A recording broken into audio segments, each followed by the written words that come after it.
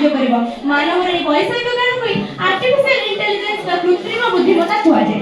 आधुनिकतार पथरे मानव अग्रसर हेला बेले से निजको निज विपद रे ठेक दउची।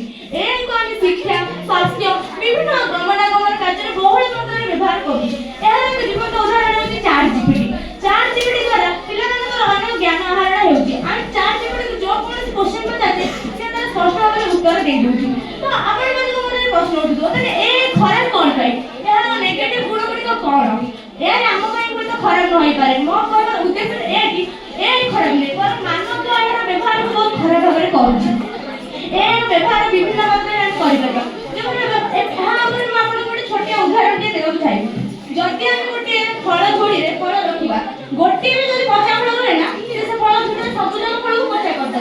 माने जति भी ए रो 100% रो 90% गुण भलो पर 10% गुण जहा भी खराब किंतु आमे से 10% गुण नेगेटिव गुण को केबे मते नजर दउनु। मानव भले तो पृथ्वी रे सर्वश्रेष्ठ जीव भाबे परिचित होई नै पारे किंतु मानव सबठार कोढिया ए व्यवहार करी कि से निज बुद्धि को कार्य रे लगाउ नै कोन ऊपर निर्भरशील होई जाय। तो मोर कहबार उद्देश्य ए कि जे आमे बंधु होइबा दरकार ना कि अभ्यास। आमे जेउ व्यवहार ठीक सेवा व्यवहार हो।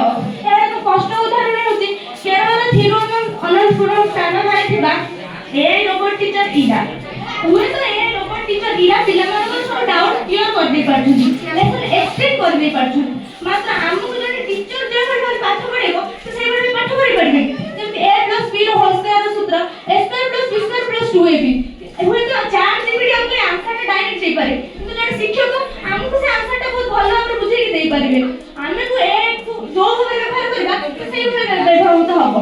बेकारी आमे जदि ए व्यवहार करबा बढ़ाइबा लागि जे जे माने पाखरे शिक्षा थाई मध्ये से माने तांकर शिक्षा को परिप्रकाश करि पारलाती घरे बेकारी भाबरे बसी रहउछथि। तो मोर ए आपण समाज को सूचना देबो चाहू जे आमे ए ठीक व्यवहार करिबा उचित ना कि तो एडे तेरे जागा स्वास्थ्य क्षेत्र रे कहबा गले स्वास्थ्य क्षेत्र रे ए आवश्यकता अछि। स्वास्थ्य क्षेत्र रे ए डॉक्टर जे परे रोग चिन्हट करे समय रहउछि किंतु एटा को कष्ट भाबरे खूब जल्दी चिन्हट कर दउछि। तो सेटा हमर दरकार किंतु टीचर क्षेत्र रे कहबा गले टीचर मन को तो अभाव नै ओडिसा रे कि इंडिया टीचर मन को अभाव नै सेमति ओडी रे हमर लिखा आंकर अछि जे प्रथम ओडी आंकर ताको यूज करा होछि आंकर मन को अभाव पड़ी छै सेइ हमर ए को मात्रा यूज होछि। तो आमे जो कथा को जो भाबे यूज करबा सेइ ओडे हबो। सब कथा नेगेटिव और पॉजिटिव अछि। पॉजिटिव को हम देखबा अछि प्लस नेगेटिव को भी देखबा। उभय को जदि हम भलो व्यवहार करबा तबे जीवन हमर ठीक भाबे सार्थक होइबो एवं सब दिन ठीक व्यवहार होई पारि।